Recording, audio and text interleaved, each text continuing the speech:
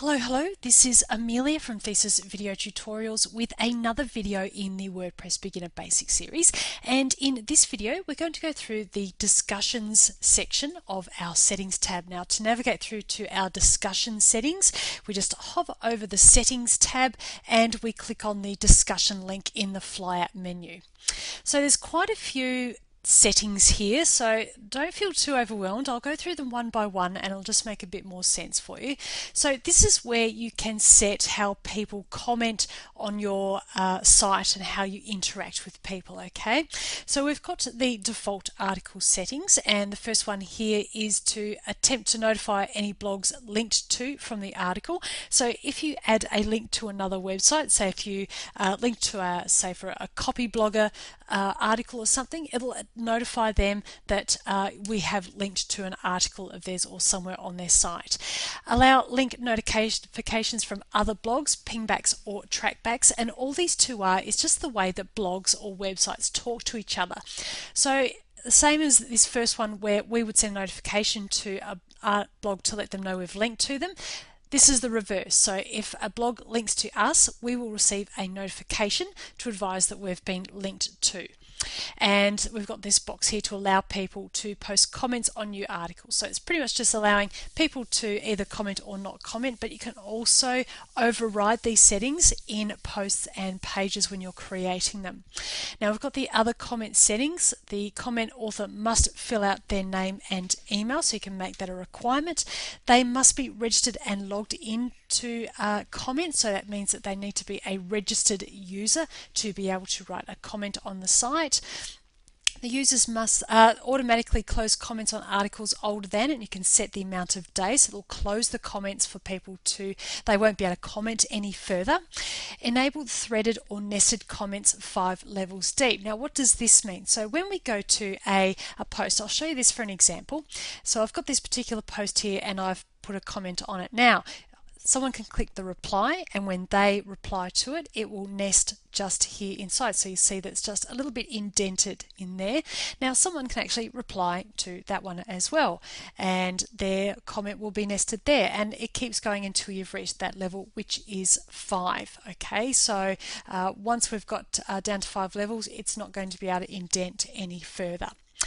And we can break the comments into pages. So if you want to group them, say into groups of 10, it will then show page numbers like a navigation above and below the comments area. This is theme specific as well. Some themes may automatically do that already, or they may remove that feature. And we can choose whether we want the last page displayed or the first page. And we can choose whether we display the oldest comments at the top of each page or the newest ones. Okay, so we can select the email notifications here, so we can get WordPress to email us when anyone has posted a comment or when a comment is held for moderation. So just uncheck those if you don't wish to receive emails. Before a comment appears, an administrator must approve the comment. So if you don't want any other roles approving the comment, the administrator must approve it. You check this one. The comment author must have a previously approved comment, so this can possibly prevent spam, I guess, appearing for those who haven't commented for the first time. So it'll be held in moderation until you approve it. And we've got comment moderation. Hold a comment in the queue if it contains 2 or more links. So if generally when someone spams, they will add quite a few links in there to link to like an affiliate link or a dodgy WordPress site or something like that.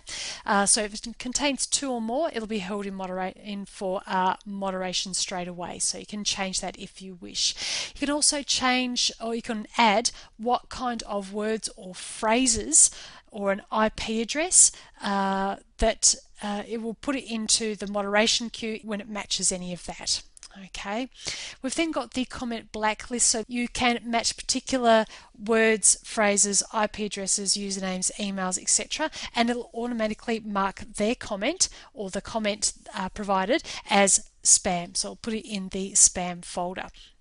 We then have the avatars, which is an image that follows you around the internet. So when you go to other blogs and you post a comment, it will pick up an avatar. Now, WordPress uses Gravitars, which is a global avatar that you can use, and assigns it to an email address. So when you add an email address into WordPress, it'll pick it up and display your image beside your comment. So you can choose not to show avatars or to show them. You can choose which rating. So when you choose your icon to an email address, it'll ask you what kind of rating that avatar has. So you can just choose to have G ones, or if you're a little bit more raunchy, you can put the X-rated ones, whatever. Now, if someone doesn't have an avatar, you can choose an icon for them, and these are actually customizable. You can do this with a little bit of code. I'm not going to go through that just now, but you can choose to say have that one, the monster ID, generated when a person comes without an avatar and they make a comment. And as always, whenever you've finished or whether you've made any changes, click on this Save Changes to update all those settings. Alright, so that's it for the discussion settings. In the next one, we've got the media one there, so I will see you in the next video. Okay, bye.